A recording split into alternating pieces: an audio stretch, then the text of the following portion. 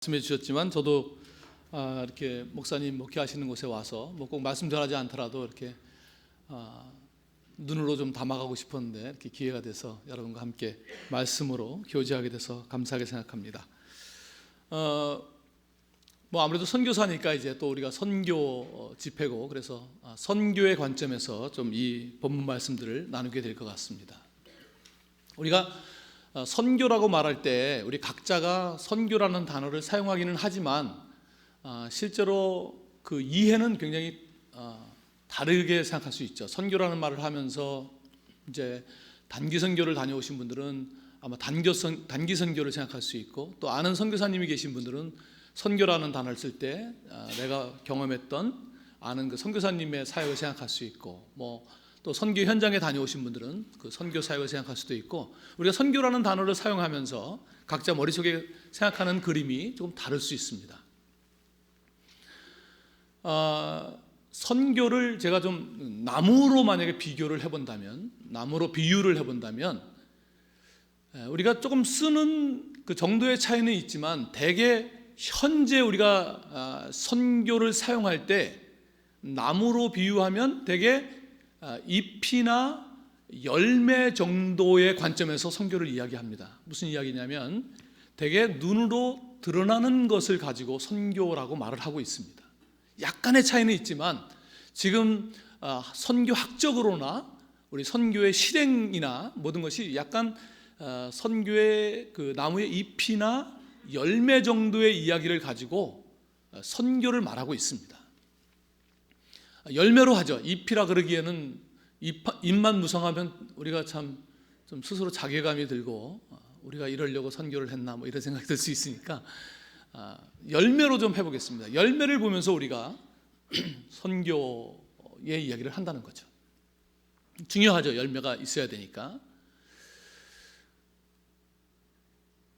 그런데 이제 요즘처럼 기술이 상당히 발전을 해가지고 가짜 열매가 더 진짜처럼 보이는, 길 다니다가 저건 진짜 열매 같은데 가보면 이제 가짜인 경우도 많고, 너무 기술이 발전이 돼 있어 그것이 이렇게 좀 혼란스러운 시절에는 선교로 말한다면 선교의 과업 중심의 선교가 굉장히 발전을 하고 거기에 전략이 발전하다 보니까 사실 가짜와 진짜를 구별하기가 굉장히 어려운 시대가 되어 있기 때문에 우리가 선교를 열매 중심으로 자꾸 보려고 하면, 그렇지 않아도 가짜와 진짜를 구별하기 힘든데 자꾸 열매 중심으로 생각을 하다 보면 훨씬 더 가짜와 진짜를 구별하기가 어렵다는 것이죠. 우리 마음이 그쪽으로 너무 가 있으니까. 그래서 조금 선교라는 말을 할 때 이제 열매도 중요하지만 가지가 튼튼한가? 좀 더 내려가서 나무 줄기가 정말 튼튼한가? 더 근본적으로 내려가서 뿌리가 정말 물가에 잘 심겨져 있는가? 이런 부분들을 생각을 해봐야 된다는 거죠. 오늘날처럼 이렇게 뭐가 많은 시절에는 좀 더 근본적이고 본질적인 것들을 점검을 해봐야 된다는 것입니다. 물론 우리가 상당히 신앙이 좀 단순하고 열정이 있고 상당히 그 주님만 찾던 그런 시절에는 조금 더 우리가 너무 그 뿌리에만 머물러 있는 게 아닌가, 조금 더 이렇게 열매 쪽을 가지치기를 좀 해줘서 열매가 잘 맺도록 해야 되는 게 아닌가 하는 생각을 했어야 되는데, 그래서 지금까지 왔는데 그쪽으로 너무 가지치기 열매를 막 생각하다 보니까 실제로 밑둥 쪽에 뿌리가 건강하지 못한데도, 그래서 열매가 안 맺혀지는데도 가짜 플라스틱 열매를 막 만들어 놓고서 우리 스스로 굉장히 열매가 많다라고 착각을 하고 있는 것은 아닌가 하는 점검을 좀 해봐야 된다는 것이죠. 그래서 제가 이번에 선교 집회를 하면서 성령께서 우리 각자에게 그 말씀을 통해서 어떻게 말씀하실지는 모르지만 제 의도는 우리가 기존에 우리가 알고 있는 선교를 더 열심히 하자, 더 헌신하자, 그런 쪽의 방향은 아닌 것 같습니다. 정말 우리가 선교를 앞으로 더 한다면 어떤 선교를 우리가 해야 될까? 정말 우리가 그 뿌리를 제대로 내리고 있다면 설사 열매가 지금 좀 안 보이더라도 시절을 조차 과실을 맺게 되어 있으니까 뿌리를 정말 잘 내리고 있는가, 그런 방향을 잡고 말씀을 좀 나누려고 하는데요. 그래서 제가 오늘 소위 우리가 탕자의 비유라고 하는 그 본문을 좀 길긴 하지만 본문으로 택했습니다. 이 비유는 잘 아시지만 세 가지의 비유가 연속적으로 나오는 비유의 마지막 비유입니다. 100마리의 양을 가지고 있던 목자가 한 마리를 잃어버렸죠. 열심히 찾으러 다니다가 양을 찾아서 너무 기쁜 나머지 동네 잔치를 벌였습니다. 또 10개의 은전을 가지고 있는 어떤 여인이 하나를 그만 잃어버렸습니다. 열심히 집안을 찾다가 찾아서 너무 기뻐서 그 은전보다 돈이 더 들어간 것 같은데 하여튼 잔치를 벌였습니다. 그리고 이제 오늘 본문 아들 둘이 있었는데 하나를 잃어버렸습니다. 다시 찾게 되고 잔치를 벌였습니다. 그러니까 기본적인 구조는 무엇인가를 귀중한 것을 잃어버렸고 열심히 찾다가 마침내 찾아서 기뻐서 잔치를 했다. 그게 이제 기본적인 구조입니다. 그거 외에도 100마리 중에 하나, 또 10개 중에 하나, 둘 중에 하나. 그래서 점점 그 귀중한 것들이 어떤 그 강조점이 더 강해지는 그런 것들을 우리가 쉽게 그냥 성경을 이렇게 약간 겉핥기식으로 보면 그 정도를 우리가 좀 볼 수 있습니다. 그리고 3번을 비슷한 이야기를 반복했다는 것은 굉장히 강조한 것이다. 그 정도까지 얘기는 꼭 목회자가 아니어도 그냥 다 얘기할 수 있는 정도의 묵상이라고 생각이 듭니다. 그런데 세 번째 오늘 우리가 읽은 비유는 그렇게 정리하기에는 좀 깁니다. 우리가 길게 읽었듯이, 그렇죠? 이렇게 길면요 헷갈립니다. 무슨 말을 하려고 하는 거야? 이게 헷갈리게 돼 있어요.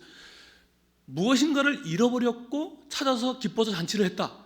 그 첫 번째 비유와 두 번째 비유와 똑같은 메시지를 강조해서 3번 하려고 했으면 이렇게 했어야 됩니다. 어떤 아버지가 아들 둘이 있었습니다. 그만 시장에 갔다가 둘째를 잃어버리고 말았습니다. 그래서 경찰서에도 신고하고 전단지도 뿌리고 막 하다가 마침내 그 아들을 찾았습니다. 그래서 기뻐서 동네 잔치를 벌였습니다. 이 정도로 간단하게 정리를 해줘야 1, 2, 3번이 쫙 맞춰지는 거잖아요, 그렇죠? 근데 막 많은 얘기를 껴놓는 바람에 굉장히 복잡하게 되어 있습니다. 그 불필요해 보이는 그 이야기들.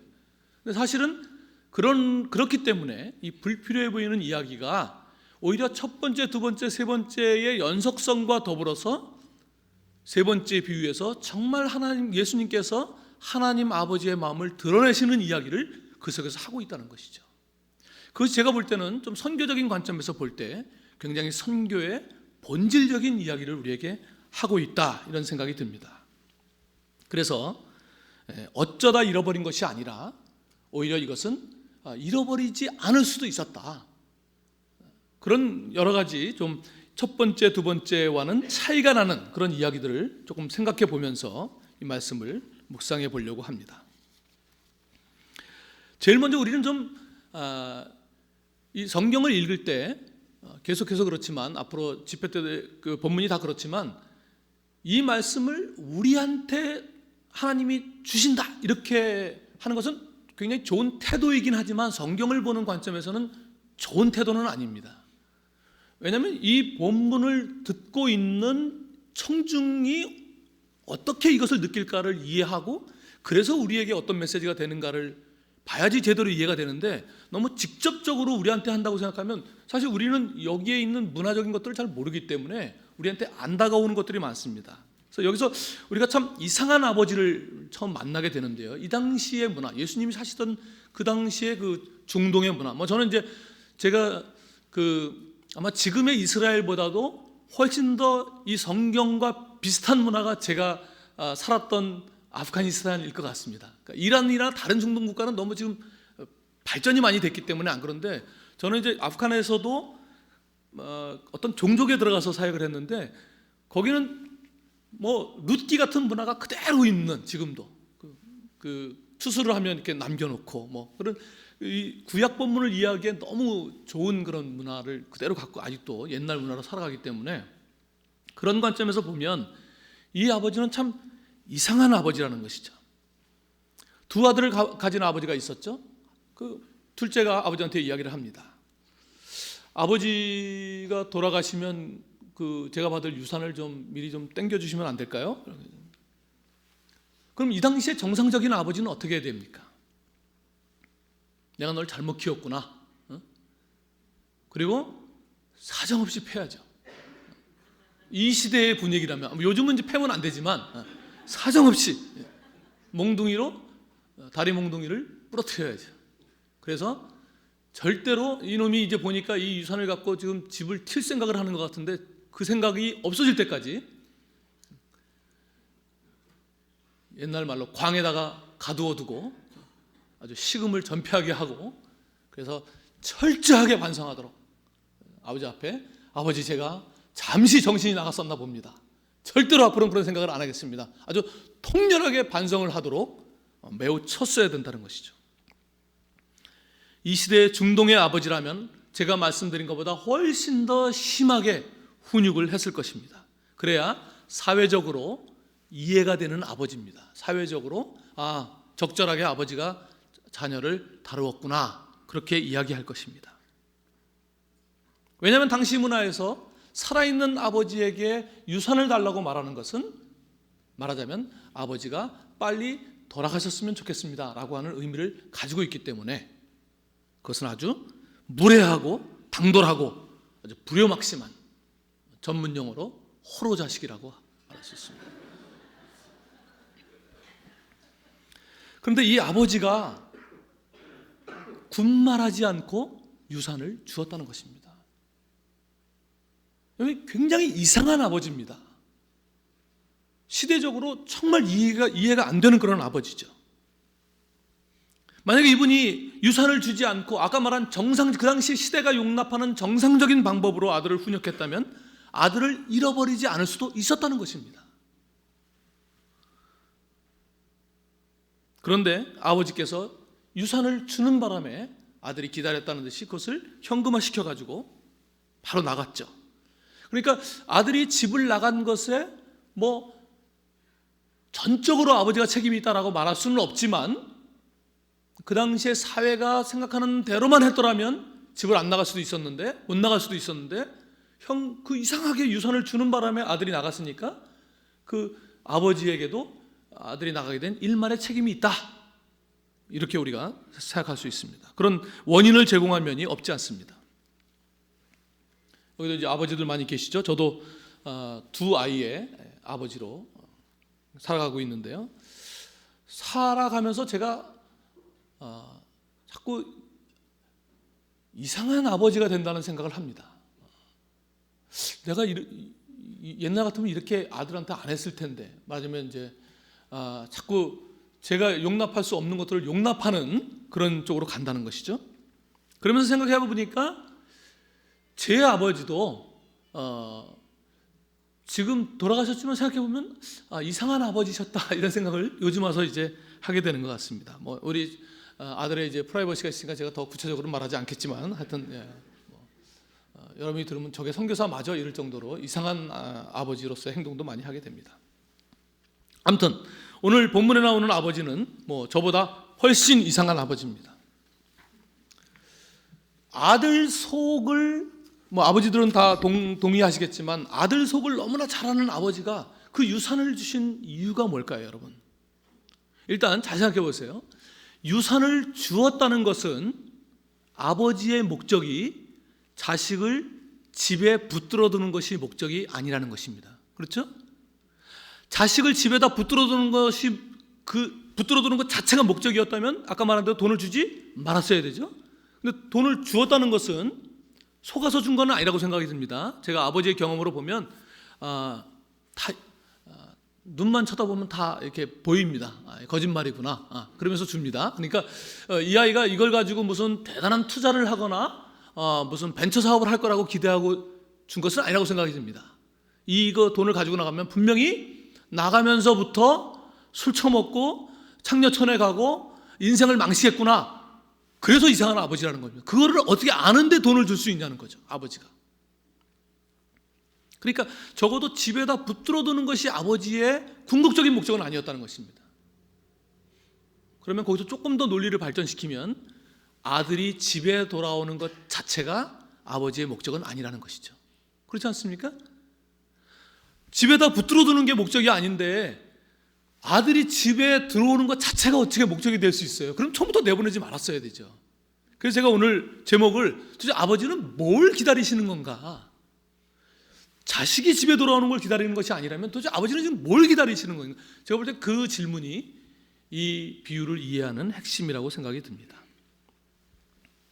왜냐하면 단순히 몸이 돌아오는 것은 또 다시 힘을 키워서 다시 나갈 것을 준비하는 기간에 불과하기 때문에 그것은 아버지의 궁극적인 목적은 아니라는 것이죠. 자, 말씀드린 대로 아버지는 지금 이 아들이 나가서 이 유산을 가지고 무슨 사업을 잘해서 투자를 잘해서 성공할 것을 기대하면서 주신 것은 아닙니다.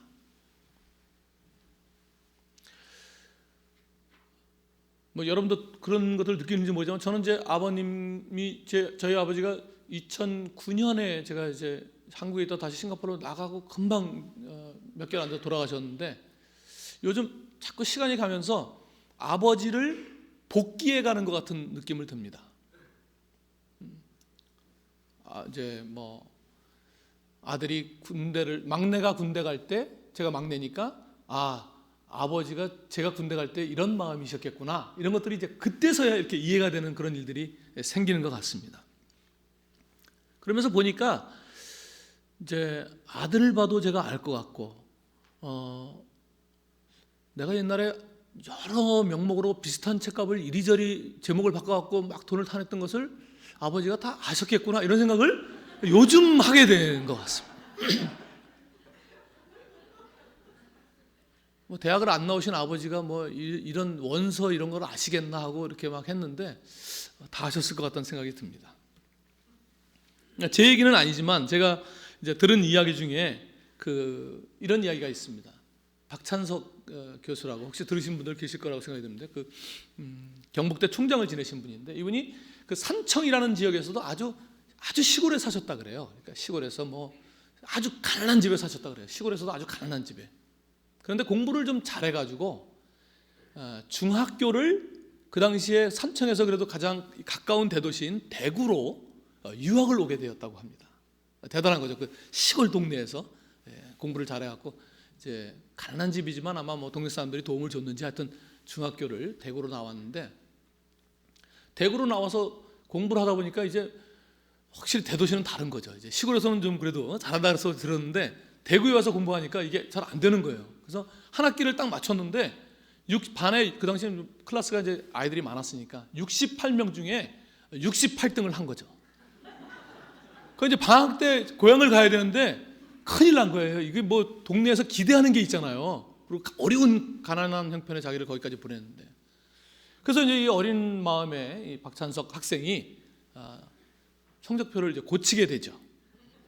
뭐 어떻게 고쳤을까? 제 생각에는 뭐 저도 좀 해봤으니까 이렇게 그 당시 할 수 있는 거는 이렇게 칼로 살살살살 긁어가지고 이제 그 위에다 더 씌우는 건데 고쳤는데 68명 중에 1등으로 고쳤다 그래요. 좀 심하게 고친 거죠. 그래가지고 이제 고향에 내려가서 이제 부모님께 성적표를 이제 드린 거죠. 부모님은 무학에다가 시골에 가난하고 배움이 없고 그런 분들이어서 전혀 이제 이 성적표라는 걸 본 적이 없으니까 이제 아무것도 모르는 거죠. 그러니까 이제 또 뭐 이제 한 학기 만에 내려가니까 동네 사람들이 막 관심 와서 우리 찬석이 어떻게 뭐 공부 잘했어 막 이러고 이제 관심을 막 보이는 거죠. 그러니까 아버님께서 이제 좀 수줍게 글쎄 뭐 이번 학기에 1등을 했다네. 그러니까 동네 사람들이 또 뭐 1등? 야 이거 그냥 넘어가면 안 되지, 한 통 내야지, 이제 막 그렇게 분위기를 잡은 겁니다. 너무 이 아이가 이제 막 마음이 너무너무 쑥스러운 거죠. 다음날 이제 자기가 늘 놀던 동네 그 강가에 가서 이제 신나게 물놀이를 하고 집에 돌아왔는데 집에 난리가 난 겁니다. 그 찢어지게 가난한 집안의 유일한 재산이 돼지 한 마리였는데 아버지께서 돼지를 잡으신 거죠. 어린 마음에도 너무, 이건 자기가 알잖아요. 그 돼지가 자기네 집에 어떤 거라는 거를. 자기보다 더 중요한 게 돼지거든요. 자기를 잡아야 되는데 돼지를 잡았어. 충격을 먹었습니다. 이게 사건이 너무 커진 거잖아요. 자기 거짓말 때문에. 그래서 얘가 이거는 돌이킬 수 없다 생각이 들어가지고 다시 강가로 가서 죽으려고 물속에 들어가서 숨을 참아도 이게 안 죽어지는 거예요. 그리고 나서 이 굉장히 아주 큰 충격 때문에 아주 변해버린 거죠. 그리고 굉장히 열심히 공부를 해서 이제 나중에 대학 교수가 됩니다. 이분이 대학 교수가 돼요. 나중에 이제 총장까지 지내셨는데, 대학 교수 때 이제 자기도 이제 결혼해서 아들이 한 중학생쯤 이제 됐을 때 이 아이를 데리고 시골에 계신 아버님께 이제 방학 때 인사를 가게 되었습니다. 근데 세월도 많이 지났지만 그래도 자기가 아버지께 언젠가는 한번 말씀을 드려야 될 것 같아가지고 그때 이제 마침 아들하고 같이 간 김에 같이 앉아서 이야기를 했다는 겁니다. 아버님, 사실 제가 옛날에, 그러니까 아버지께서 그만해라, 손자 듣고 있는데 다 알고 있다 그러셨다. 그러니까 더 충격이 뭐냐면, 어떻게 자기가 그 속였다는 것을 아셨는데도 불구하고 집에 가장 귀한 재산인 돼지를 잡을 수 있었을까? 그 무학인 그 아버지의 그 마음을 총장인 자기는 지금도 헤아릴 수가 없다. 뭐 그런 이렇게 이야기를 하는 걸 이제 들은 적이 있습니다. 정말 아버지들의 마음을, 거기도 좀 이상한 아버지죠, 그렇죠? 총장이 이해 못하는 그 아버지죠. 이 유산을 가지고 나간 아들, 아니나 다를까 아버지의 기대에 전혀 어긋나지 않게 탕자가 됩니다. 이렇게 될 건 아버지는 너무나 잘 알고 있었죠. 그런데도 어떻게 유산을 내어줄 수 있었을까요? 정말 이상한 아버지입니다. 아버지는 좀 놔두고, 그런데 이 아들도 정말 대단한 아들입니다. 어떤 대단한 아들이냐면 대단히 나쁜 놈이란 이런 말씀입니다. 왜냐하면 인간이 그럴 수 있죠. 젊은 시절에 어떻게 모범생으로만 살겠습니까? 저같이 이렇게 다 경험해 본 사람은 다 이해를 합니다. 제가 그래서 우리 둘째 아들을 잘 이해하고 있습니다. 그런데 좀 가더라도 어느 정도까지 가다 돌아와야죠. 어느 정도까지 갔다 돌아와야죠. 좋아요. 돈 떨어지고 더 이상 먹을 거 없고 삶이 힘들어지고 웬만하면 어느 정도에서 돌아왔어야 된다는 겁니다. 근데 이 아들이 정말 대단히 나쁜 놈이라는 것은 너무 끝까지 갔다는 것입니다. 너무 막장까지 갔어요. 이제 어떤 단어에서 그런 것을 알 수 있냐면, 이 돼지라는 단어가 이게 우리하고 주는 느낌이 다릅니다. 우리는 이 오늘 본문을 읽으면서 돼지라는 그 본문을 읽으면서 순간적으로 오늘 예배 끝나고 삼겹살이나 구워 먹어야 되겠다, 뭐 이런 생각을 하실 수 있을지 모르지만, 듣는 유대인들은 이 돼지라는 단어를 듣는 순간 어떤 행동을 취했을지 모르겠습니다. 제 경험에 의하면 제가 아프가니스탄에서 가장 발견하기 힘든 단어가 이 돼지라는 단어였습니다. 말해주질 않으니까. 왜냐하면 입으로 돼지라는 단어를 말을 안 합니다. 이것은 말하자면 외국 사람이 야, 한국에서 가장 쌍욕이 뭐냐? 그럴 때 여러분이 말을 못하는 거죠. 차마 내 입으로 쌍욕을 모르시니까 못하시겠지만, 저처럼 군대에서 온갖 쌍욕을 다 들어봤던 사람은 차마 입으로 낼 수 없는 그런 거하고 비슷한 거예요. 그래서 제가 아프간에서 이거를 굉장히 어렵게 이 단어를 알아야 되니까, 근데 저한테 이 단어를 말해준 그 친구가 후크라는 단어인데, 돼지가 후크, 아주 발음도 후크. 그 단어를 말하고는 잠깐만 그리고 가서 귀를 씻고 왔습니다. 자기가 말하고 들은 게 너무 더러워가지고 귀를 씻고. 그 정도로 이 말하기가 어려운 거예요. 그러니까 제가 그래봐야 뭐 20년 전쯤에 아프간에서 그런 일이었으니까, 이 예수님 사시던 당시에 유대인이 이 돼지라는 이 단어, 특히 돼지를 치고 돼지가 먹는 열매도 먹을 것이 없었다 정도라면, 이 아이는 유대인으로서 막장 중에 막장까지 갔다는 것입니다.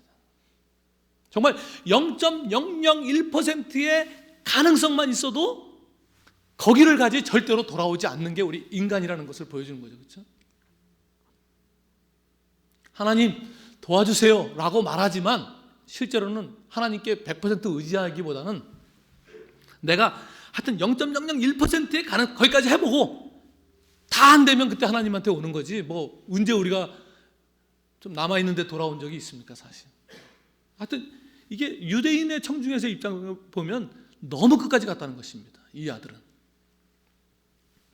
그 막장 끝에서 이 아들이 생각하는 거죠. 야, 이거는 적어도 내 아버지 집에 가면 뭐 이런 생각을 하게 되는 거죠. 근데 사실 아들의 입장에서 좀 아버지 집에 돌아오는 것이 주저하게 된 이유는 좀 있었습니다. 왜냐하면 그 당시의 문화에서 유대인으로서 유대인 사회 안에서 어떤 것을 재산을 날리면 용납이 됩니다. 왜냐하면 유대인들은 신연제도가 있어가지고 완전히 소유를 넘기는 건 없어요. 그러니까 이 50년의 남은 연수를 계산해서 값이 매겨지기 때문에 50년이 되면 땅 같은 것도 다시 이제 돌아오게 돼 있고 그러거든요. 근데 지금 이 아이처럼 재산을 가지고 이방 세계에 가서 날려 먹으면 유대 문화에서 다시 공동체의 일원으로 받아주질 않습니다. 끊어져 버리는 거예요. 그걸 이제 케자자라고 말하는데, 그런 사람들이 만약에 돌아오게 되면 아주 부끄러운 의식을 치르게 되어 있습니다. 콩을 태워서 항아리에 넣어가지고 그 아이를 놓고 그 항아리를 깨면서 까만 그 재가 팍 튀게 하면서 케자자라고 소리치는데, 그것은 너는 잘렸다, 너는 우리 공동체에서 영원히 잘렸다 선포하는 거예요. 그러니까 절대로 다시 자녀의 지위로 회복될 수가 없어요. 너무 잘 알아요. 그리고 그 엄청난 부끄러움과 공동체로부터 모욕을 당하는 그런 엄청난 일을 당해야 돼요. 그러고도 겨우 받아주면, 그 뭘로 받아주는 거냐면 품꾼의 하나로, 이방인들처럼 품꾼의 하나로 거기서 그냥 밥이나 얻어먹고 할 수 있는 그 정도가 되면 최고인 거예요. 그러니까 그걸 너무 잘하니까 자기가 간 밥은 있지만 내가 공동체에서 그냥 그 창피와 모욕을 당해야 되니까 주저했겠죠. 근데 이제 거기 막상까지 가다 보니까, 야, 내가 그 부끄러움을 당하더라도 아버지 집에 가서 거긴 밥이라도 있지 않냐, 이런 생각을 하게 된 거죠. 그러니까 여기가 너무 회심을 했다, 회개했다 이렇게 보기에는 좀 이릅니다. 사실은 너무 배가 고파서 그 정도의 모욕을 당할 생각을 하고 돌아올 결심을 하게 되는 것이죠. 그런데 그런 모욕을 당하더라도 아버지께서, 야, 걔는 그놈은 다시 쫓아버려라, 그런 놈은 난 필요 없다, 다 호적에서 지웠다, 뭐 잃어버리면 안 되니까 아버지의 마음을 좀 감동시켜야 되는데, 자기가 생각할 때 아버지는 하나님을 경외하는 분이잖아요. 그래서 아버지에게 어떻게 얘기해야 그래도 아버지의 마음을 좀 누그러뜨릴까 생각을 하다가 이제 오랜만에 장문을 하는 거죠. 이 공부 안 하던 놈이 장문을 하나 했어요. 뭐라고 장문을 했냐면, 아버지, 내가 하늘과 아버지께 죄를 지었사오니 지금부터는 아버지의 아들이라 일컬음을 감당하지 못하겠나이다. 나를 품꾼의 하나로 보소서. 이렇게 말하면 좀 아버지의 마음이 누그러질 것 같은 거죠. 근데 문제는 이게 잘 안 외워지는 거죠. 공부를 안 했으니까. 열심히 아버지 내가 하늘과 이러면서 얼마나 외웠겠습니까? 나중에 아버지 앞에서 이거 토시도 하나 안 틀리게 하는 거 보면 무지하게 외웠다는 생각이 듭니다. 그리고 이제 지난 세월 노숙자와 같이 생활한 그런 흉측한 몰골로 한번 생각해 보십시오. 이 중동 사람들이 털이 많아가지고 얼마 시간만 지나면 막 머리 수염이 엄청나거든요. 알아볼 수가 없어요, 사람을. 이 정도 시간이 지나서 이 정도 노숙자 생활을 했으면 알아볼 수가 없습니다. 아버지는 그대로시죠. 그러니까 만약에 두 사람이 알아본다면 누가 누구를 알아봐야 되겠습니까? 자식이 아버지를 알아봐야죠. 아버지는 자식을 알아볼 수가 없어요. 완전히 변해버렸으니까. 터벅터벅 걸어오는 것이죠. 이제 자기 앞에 항아리가 놓여질 것이고 마을 사람들이 다 나와서 손가락질을 하고 까만 재를 뒤집어 쓰고 견디자, 그것만 참자, 그래서 밥이라도 먹어야지, 그런 결심을 하면서 고개를 푹 숙이고 걸어오는 것이죠. 아버지께 말씀드릴 내용을 다시 한번 암기하면서 걸어오는 것이죠. 마을까지는 아직 상당한 거리가 남아 있습니다. 그런데요, 거기에 아무도 알아보지 못하고 그 떨어져 있는 거리 때문에 젊은 사람도 알아볼 수 없는 그 먼 거리에 그 아들을, 변해버린 그 아들을 단번에 알아보시는 분이 계셨습니다. 아들을 기다리는 그 간절함이 아무리 변해버린 모습에도 불구하고 그 아들을 알아보는 것이죠. 그 아들을 알아보는 것에 그치는 것이 아니라 그 즉시 아버지는 달리기 시작합니다. 이 달린다는 이 드라몬이라는 단어는 이 육상 선수에게 쓰는 전문 용어입니다. 그러니까 뭐 반가워서 뛰는 정도가 아니라 아버지가 엄청 달리신 겁니다. 우리도 조선시대 이런 옛날 시대로 가면 양반들이, 어른들이 달리지 않죠. 달리는 것은 상스러운 것이니까. 중동의 문화에서 어른들은 달리지 않습니다. 성인이 된 사람이 달리지 않습니다. 제가 아프가니스탄에서 어른들이 길에서 달리는 것을 본 적이 없습니다. 그들의 옷은 통옷으로서 내려오는, 뛸 수도 없는 옷입니다. 뛴다고 하는 것은 그 옷을 들어 올리는 것입니다. 손목 위부터 발목 위부터 속살이라고 생각해서 다 가려야 되는 그 문화에서 달리기 위해서 이 아버지가 자기 허벅지까지 살을 들고 달리는 일은, 이것은 정말 수치스럽고 너무나 부끄러운 일이죠. 동네 사람들이 저 못된 놈, 저 수치를 줘야 되는 그 관심을 충분히 자기에게 끌기 충분한 행동입니다. 너무나 기이한 행동이죠.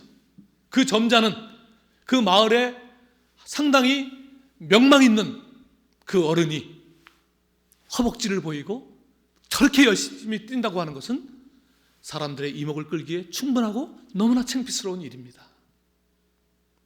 이 아버지는 그 못난 아들을 대신해서 그 수치를 감당하시는 거죠. 이사야 53장 6절에 보면 우리는 다 양 같아서 그릇 행하여 각기 제 길로 갔거늘 여호와께서는 우리 모두의 죄악을 그에게 담당시키셨도다. 스스로 그 부끄러움과 수치를 취하시는 것이죠. 아들이 감당해야 할 모든 수치와 부끄러움을 직접 담당하시면서 아버지는 달리시는 것입니다. 이 달리시는 아버지에게서 우리는 하늘 번채를 버리시고 이 종의 형체를 입으시려고 하늘로부터 이 먼지나는 세상으로 달려오시는 그 하나님, 그리고 마침내 십자가에 달리시는 그 하나님을 보게 되는 것이죠. 사실 여기는 신학적으로 굉장히 중요한 부분입니다. 이 달리시는 아버지야말로 십자가에 달리시는 예수 그리스도를 상징하는 중요한 모습이기 때문에 그렇습니다.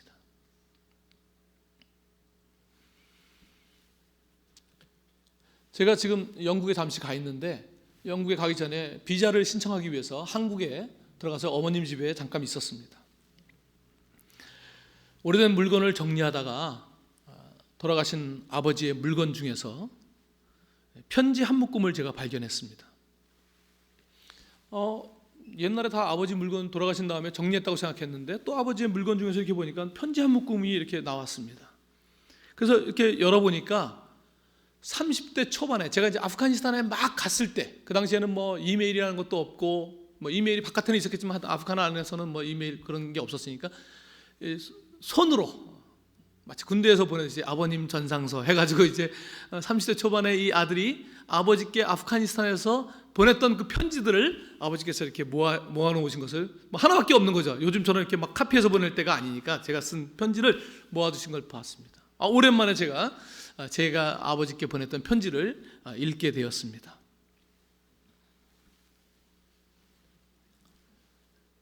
아프가니스탄에 들어가가지고 그때 이제 저희 큰아이가 아프간 들어갔을 때가 8살, 둘째가 이제 뭐 4살 뭐 이럴 때 이제 갔는데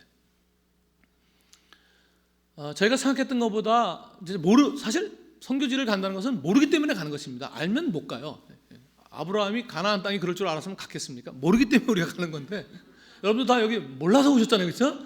이제 지금같이 이렇게 아시면 안 오실 거 아니에요, 그렇죠? 다 몰라야 가는 건데, 생각보다 훨씬 그 당시에 제가 95년 겨울에 들어갔는데 96년 9월에 탈리반이 정권을 잡았으니까 그전 상황이 굉장히 어려웠습니다. 탈리반이라는 그룹이 정권을 쉽게 잡은 이유는 그 전에 그 군벌들이 너무나 못되게 했기 때문에 국민들이 소망을 바라면서 탈리반을 지원해서 금방 정권을 잡은 거거든요.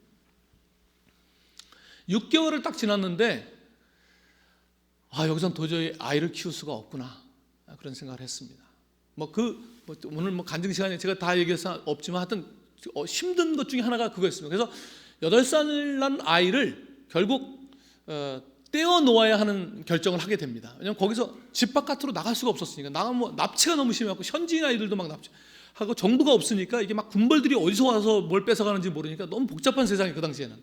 그래서 아이들은 항상 집에만 있고, 저희 집사람은 물론 여자는 집에만 있고, 저 혼자 이제 시장도 제가 가서 사오고 모든 걸 남자가 저 혼자 나가서 다 해야 되는 그런 세상이었는데,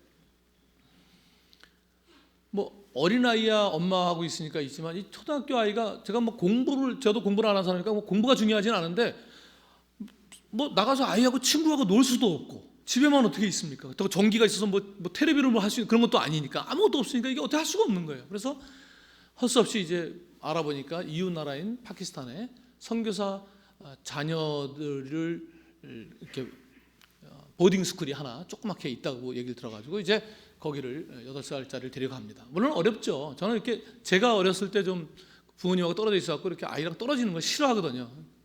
그래서 이제 거기까지 데리고 간 건데 사실은.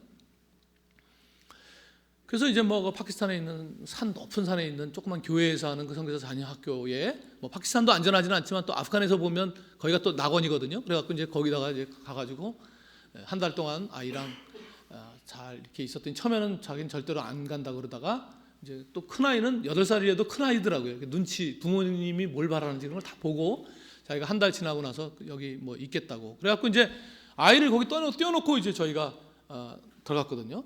이제 어려웠어요. 왜냐하면 두 나라 사이에 무슨 우편 시스템도 없고 전화 시스템도 없고, 아이를 3개월에 한번 제가 물리적으로 국경을 넘어서 와서 보기 전까지는 아이한테 어떤 일이 일어나는지를 아무것도 모르는 그런 상황에 그 파키스탄에 아이를 두고 간다는 게 사실 쉽지 않잖아요, 그렇죠? 또 아이한테는 아빠는 늘 영감하시고 모든 아버지가 다 그렇지만 자녀의 눈에는 항상 늠름하신 아버님이시고 그러니 이거 어떻게 늠름하게 가야 되는데 아이 앞에서. 그래서 또 늠름한 척하고 한 달 딱 지나서 야 일로 와, 아빠 이제 기도하고 간다 했는데 제가 하나님 아버지까지만 6글자만 목소리가 나오고 그다음부터 목소리가 안 나왔습니다. 뭐라고 기도했는지 그때부터 눈물이 쏟아지기 시작하는데 제가 2시간을 울었습니다. 내려오면서 아이를 쳐다보지 못하고 내려왔어요. 결국 그 눈물을 안 보이려고. 그러니까 이제 아버지한테 제가 그 편지를 보니까 그런 처음 들어갔을 때 어려웠던 상황의 이야기가 좀 적게, 용성 아이를 거기다 떼놓고 왔습니다, 이런 얘기. 그런데도 또 아버지가 걱정하실까봐 거기다가 그런데 가서 보니까 친구들도 많고 그래서 아이가 잘 놀고 있는 것을 보고 왔습니다. 이렇게 이제 편지를 잘 해가지고 아버지한테 보냈습니다. 또 그 외에도 이제 그 초창기에 겪는 어려운 이야기들, 그러면서도 또 아버지가 그걸 보면서 또 힘들어하지 않도록 또 이렇게 잘 마무리를 해서 보낸 편지들이 있었습니다. 아버지는 돌아가시고 그 편지를 쓴 아들인 제가, 저자인 제가 그 편지를 20년 만에 다시 읽게 되는데, 편지를 쓴 저자이긴 하지만 그 아들의 입장으로 읽히지 않고, 이제 제가 그 편지를 받으실 때쯤에 아버지의 나이에 가까이 오니까 그 편지를 받으셨을 때의 아버지의 마음으로 그 편지가 보였습니다. 아버지를 안심시키려고 애쓰는 모습까지 다 보이더라고요. 자신의 어린 아들을 보내야 하는 그 아들의 심정까지도 아버지의 입장에서 보니까 다 보였습니다. 그렇게 아버지의 입장에서 편지를 보니까, 편지를 제가 쓰긴 했지만 편지를 쓴 제 마음보다 훨씬 아프고 깊게 그 편지가 보였습니다. 저는 오늘 이 달리시는 아버지를 보는 입장이 좀 그래야 된다고 생각합니다. 아들의 입장이 아니라 좀 아버지의 입장에서 이 본문을 볼 필요가 있습니다. 여러분, 우리가 아들의 입장에서 우리 아버지 내가 잘못했는데 나 반갑다고 저 맨발로 뛰어오시면서 저 맨바닥에 돌에 채워갖고 저 발에서 막 피가 나시네. 저 아프신데 어떻게 하시나? 라고 말하면 굉장히 철든 아들처럼 보이지만 저는 아버지를 이해한 게 아니라고 생각합니다.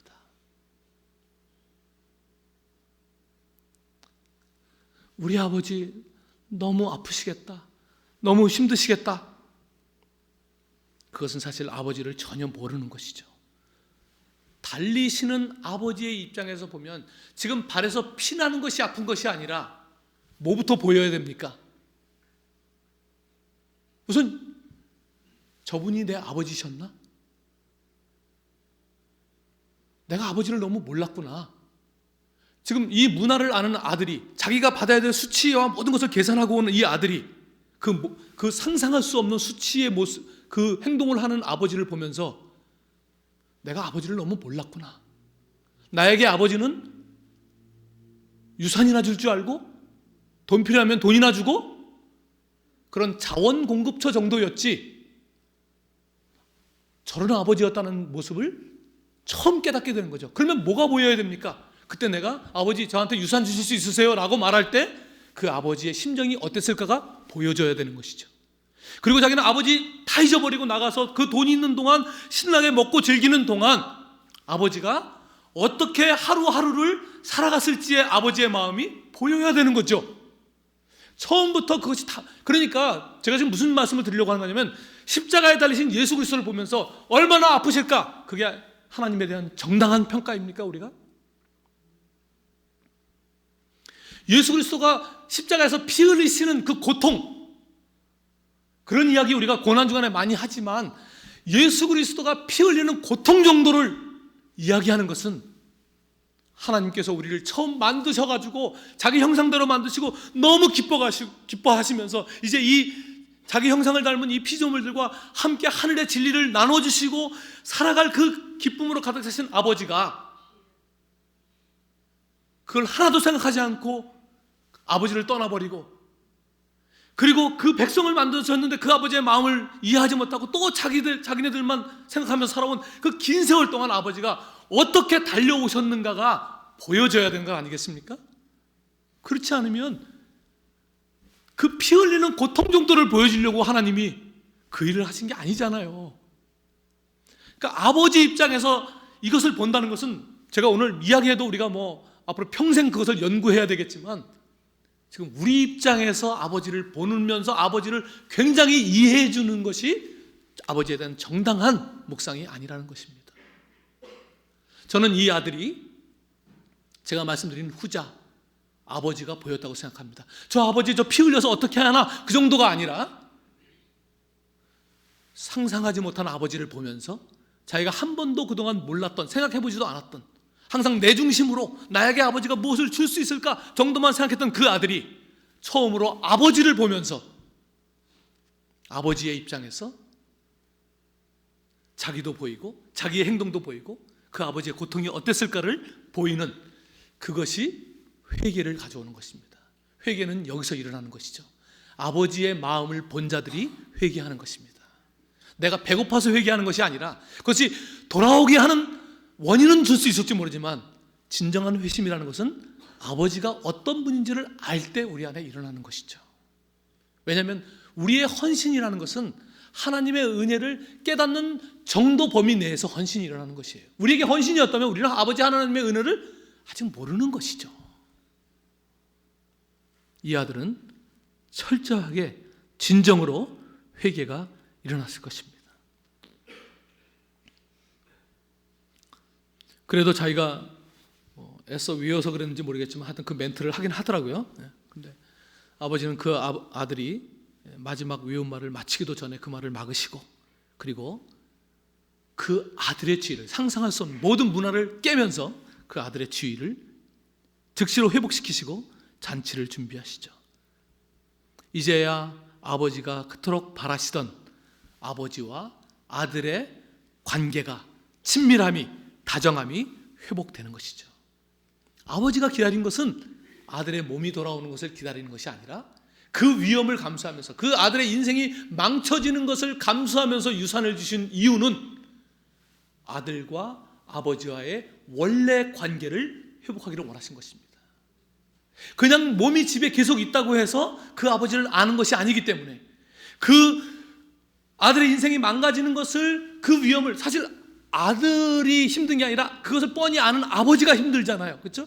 그러면서도 그것을 감당하신 이유는요, 그렇게 해서라도 언젠가 이 아들과 본래 아버지가 생각했던 그 상상할 수 없는 친밀한 관계, 참 아버지, 참 아들, 그것을 회복하기를 원하셨던 것이죠. 마침내 이 아들을 찾는 것입니다. 몸을 찾은 것이 아니라 아들을 찾은 것이죠. 그 집에는 비록 몸은 집을 떠나지 않았지만 동일하게 아버지와 관계가 단절되어 있는 또 다른 아들이 하나 있었습니다. 심지어 그 아들은 하루 종일 밭에 나가서 일하다가 돌아오는 성실해 보이는 그런 아들이었습니다. 하지만 그가 종이 아닌 다음에야 그 성실하게 일하는 것 자체가 아버지가 바라시는 궁극적인 것은 아니잖아요. 자식을 키워본 분들은 알지만 성실한 아이들, 올바르게 사는 아이들이 좋긴 하지만 그 자체가 우리의 목적은 아니잖아요. 그렇죠?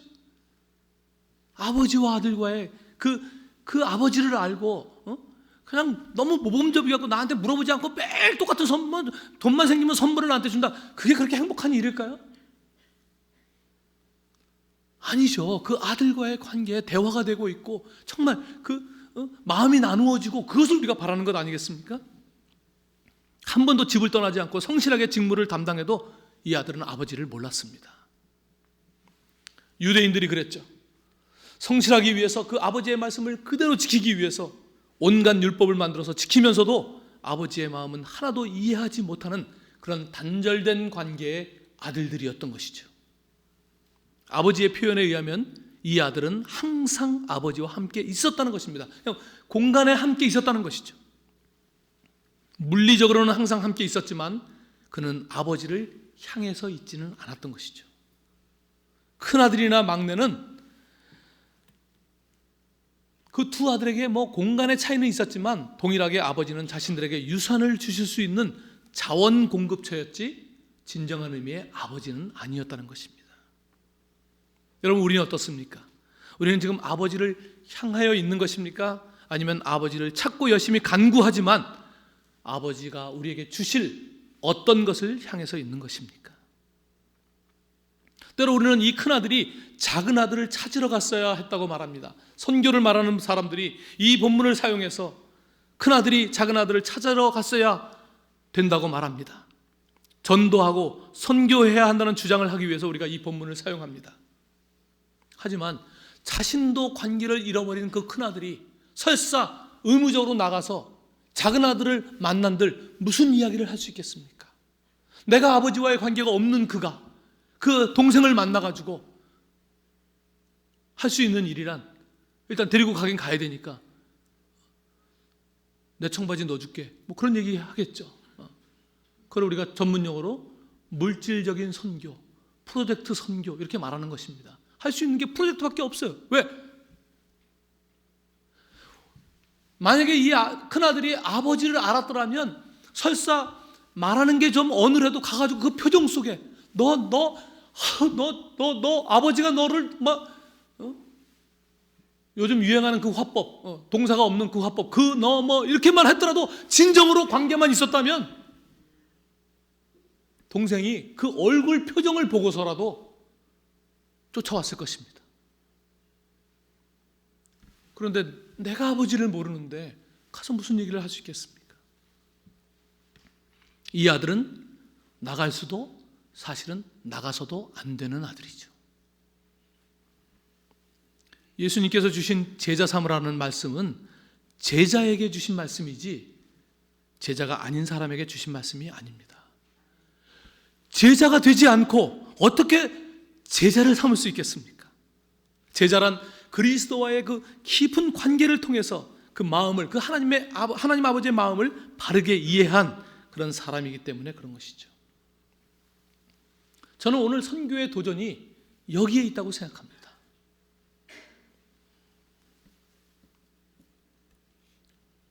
요즘 제가 이제 요한복음을 가지고 박사학위를 하고 있는데 1장 1절에서 더 나가지를 못하고 있습니다. 1장 1절에서 언제 끝날지 모르겠어요. 못 끝낼지도 모르겠어요. 1장 1절에서 파도 1장 1절에서 더 나가기가 참 어렵습니다. 요한은 이렇게 복음서를 시작하죠.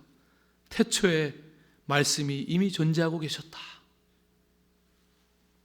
그런데 그 말씀이 어떻게 존재하고 계셨는가 하면 하나님 아버지와 모든 것을 함께 하고 함께 나누는 그런 관계로 존재하고 계셨다.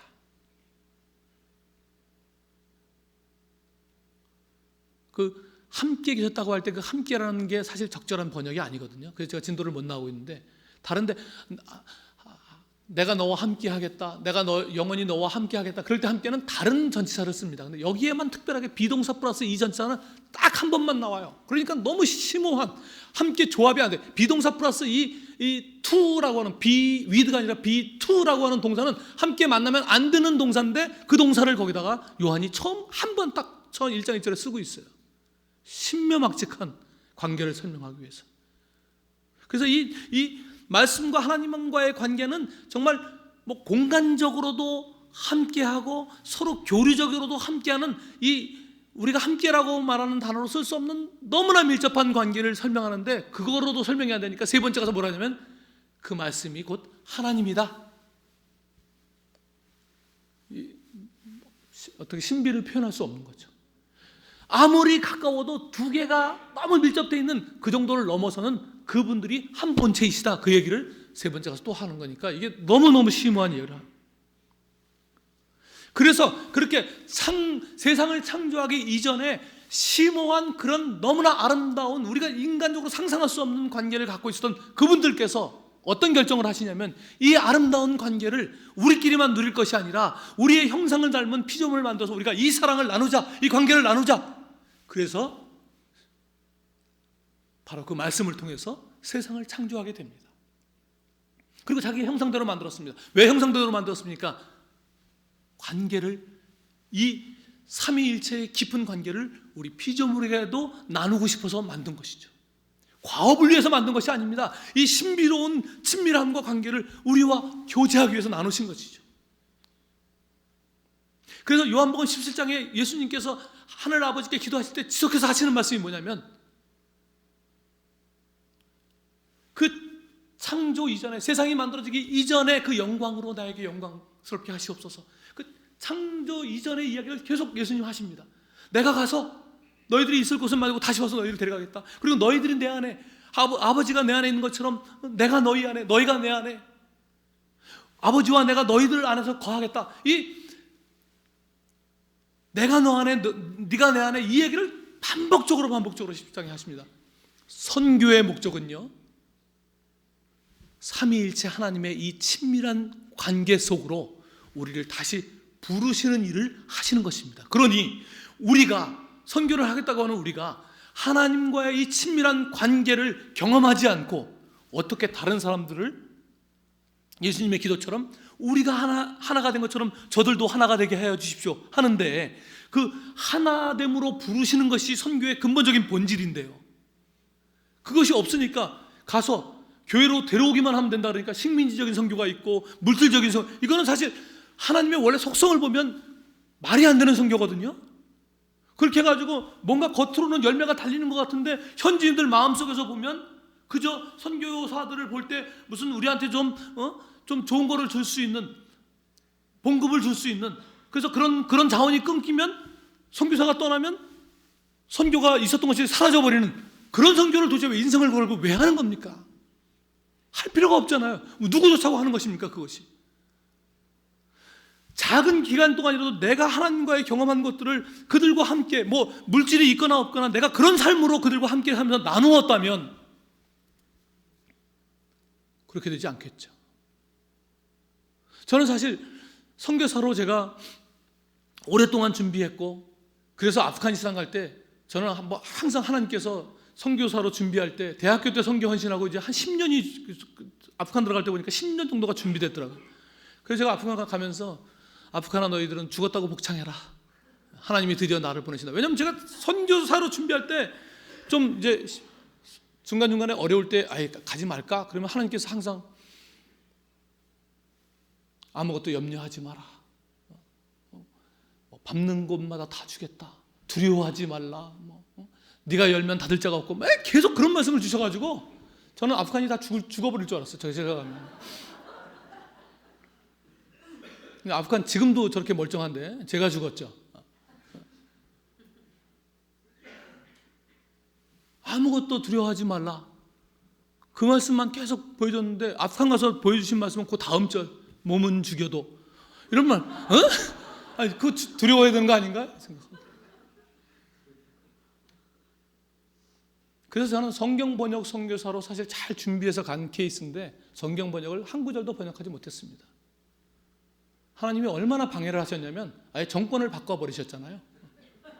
탈리반이 딱 들어오니까 뭐 모든 거 쓰도 제가 가려고 했던 종족 자체를 방문을 못하게 하니까 외국 사람들 어렵게 해서 이제 나중에 가게 되고 뭐 여러 가지 지역사회 개발 같은 걸 하게 됐는데 하여튼 6년이 가서 은혜가 제가 많이 변했어요. 많이 변하고 제가 한 일은 뭐 시장 가서 사람들하고 차 마시는 일, 현지인 친구가 밥 먹으러 가면 걔 가게 대신 봐주는 일, 뭐 이런 걸로 세월을 주로 공식 백수로 굉장히 아프간에서 보냈는데 정말 몇 번이나 돌아오고 싶은 날이 많았습니다. 제가 첫 번째 그렇게 거룩한 성경 번역 사역을 위해서 갔는데 첫 번째 제게 그렇게 정권이 바뀌어버리고 그러면서 첫 번째 제 단체에서 저한테 거기 이제 못 가니까 떠나든지 아니면 이걸 하라 그러면서 저한테 한 게 닭 나눠주는 사역이었습니다.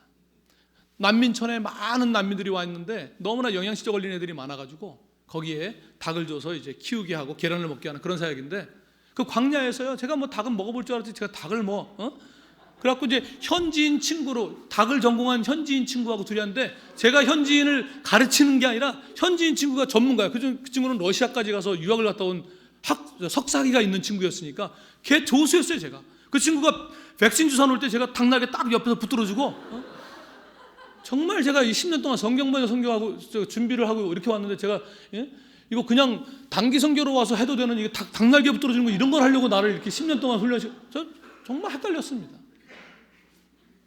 그다음 이제 그 친구하고 같이 마을로 하나님의 은혜로 올라가게 되고 뭐 하여튼 성경 번역은 못했지만 뭐 나중에 하여튼 여러 가지 일들을 하고 6년을 사역하고 제가 이제 한국 대표가 돼서 떠나오는 날 다 차례차례로 인사하고 마지막 국경까지 바로 그 친구 닭 주사 놓던 저의 영원히 잊을 수 없는 저의 그 동역자 그 친구가 국경까지 따라 나왔습니다. 마지막 인사를 해야 되는데 서로 인사를 못 하는 거예요. 왜냐하면 서로 얼굴을 쳐다보면 울 것 같은 거예요. 왜냐하면 그 6년은 긴 시간은 아니지만 그 얼굴 속에 제 6년의 인생이 담겨 있고 서로 같이 막 어떤 때는 파키스탄에 소 사러 가기 위해서 막 1000km씩 운전하다가 뭐 같이 교통사고로 당한 적도 있고 뭐 탈리반이 갑자기 사무실을 습격해가지고 거기에 이제 뭐 성경책이라도 하나 나오면 뭐 저야 쫓겨나겠지만 그 현지인 친구들은 크게 왜냐하면 그런 불온서적이 나오면 5년 징역 이런 게 다 선포되고 있었기 때문에 굉장히 그런 어려운 일들을 함께 물론 저희가 뭐 함부로 그렇게 그런 걸 놓지는 않지만 많은 어려움들을 함께 겪었습니다. 제가 아마 밥기니스로도 저희 아내보다 그 친구랑 더 많이 먹었을 거고 잠도 그 친구랑 훨씬 더 많이 잤을 것입니다. 아프간에서는 현지인처럼 그 친구들과 같이 살았으니까. 그러니까 서로 얼굴을 안 보려고. 근데 그 친구가 이제 국경에서 마지막으로 인사를 하는데 인사를 기다린 건 딱 하나입니다. 그 친구가 저한테 너는 내 생애의 최고의 손님이었다 이렇게 말하면 저는 성공한 사역자입니다. 왜냐하면 이 메먼이라고 하는 손님이라는 단어는 아프간에서 최고의 단어이기 때문에 탈리반이 빈라덴을 메먼으로 선포를 했기 때문에 아무리 미국이 협박을 해도 내놓을 수가 없는 거죠. 왜냐하면 구약에 나오듯이 손님으로 들여온 사람은 차라리 내 딸을 범해라 손님은 안 된다 이 정도로 손님에 대한 문화가 강한 문화이기 때문에 그 친구가 저한테 얘기했습니다. 제 이름이 그 당시에 거기서 아담 칸이었는데 오 아담 칸 두 메먼에만 나부디 이렇게 얘기했습니다. 그 말은 너는 나의 손님이 아니었다 이렇게 얘기했습니다. 마지막 떠나는 순간에 제가 충격을 받았습니다. 너는 나의 최고의 손님이었다 이래야 되는데 너는 나의 손님이 아니었다. 너무 충격을 받았습니다. 정떼자는 건가? 그 친구가 이어서 이렇게 얘기했습니다. 투 비아다르부디, 그 말은 넌 나의 형제였다, 이렇게 얘기했습니다. 그때 제 6년의 시간이 주마등처럼 흘렀습니다. 하나님께서 나를 이렇게 광야에 굴리신 것은, 시장에 굴리신 것은, 내가 하려고 했던 계획을 다 끊어버리시고 이렇게 바닥으로 굴리신 것은 이 사람들의 형제가 되게 하려고 했구나. 선교는 프로젝트가 아니었구나. 선교는 성경 번역이 아니었구나. 내가 젊어서부터 비전을 향해서 달려온 내 비전을 이루는 것이 아니었구나. 하나님은 나에게 이 사람들의 눈높이에서 형제가 되라, 그들의 가게를 봐줘라, 그들과 함께 밥 먹고 탈리반이 쫓아오면 도망가라, 이런 생활을 통해서 철저하게 그들의 형제가 되게 하셨구나. 그래서 제가 그때 선교가 하나님께서 이 관계로 부르신다는 것을 그 아프간에서 철저히 온몸으로 깨달았습니다. 그리고 지금에 와서 이렇게 성경을 다시 보면서 정리를 해보니까 성경이 말하는 선교의 본질은 하나 되는 것입니다. 관계면, 왜? 하나님이 궁극적으로 부르는 것은 교회로 부르는 것이 아니라, 에덴 동산으로 부르는 것이 아니라 창세전에 성삼위 하나님이 가지고 계셨던 그 관계 속으로 우리를 초대하는 것이기 때문에, 그것을 이해한다면 우리가 그 사람에게 다가가서 어떤 태도로 그들을 맞이해야 하는가, 전혀 다른 이야기라는 것이죠. 말씀을 맺습니다. 우리는 아버지와의 바른 관계를 회복하지 않고는 아무것도 될 수도 없지만 되어서도 안 됩니다. 아버지와의 바른 관계를 회복하지 않는 교회 공동체는 우리 교회 공동체가 아무리 재미있고 좋아도 사실 의미가 없습니다. 왜냐하면 공동체라고 하는 것은 이 공동체 자체의 가치를 갖고 있는 것이 아니라 성삼위 하나님의 공동체에 바르게 연결될 때만 의미를 갖기 때문이죠. 이사야는 이렇게 하나님의 말씀을 우리에게 전합니다. 이사야 65장 1절에 표준 세번역으로 제가 봉독하면 이렇습니다. 나는 응답할 준비를 하고 있었지만 아직도 내게 요청하지 않았다.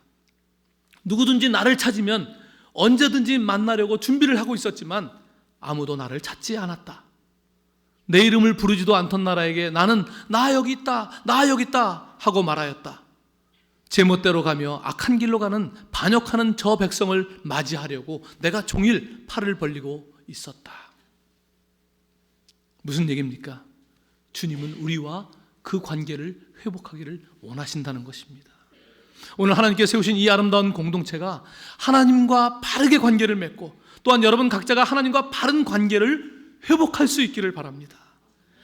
우리 교회에서 열심히 봉사하는 것으로 관계를 증명하려고 하지 말고요, 이 첫째 아들처럼 실제로 내가 하나님과 살아있는 관계를 가지고 있는지를 점검하고, 만약에 우리가 할 수 없다면 성령님을 의지해서 감당하는 그런 성도, 그런 공동체가 되어서 이 선교의 본질이 철철 넘치고 그런 본질이 흘러넘쳐서 열매를 맺게 되는 그런 선교의 공동체가 되시기를 주님의 이름으로 축원합니다. 기도하겠습니다.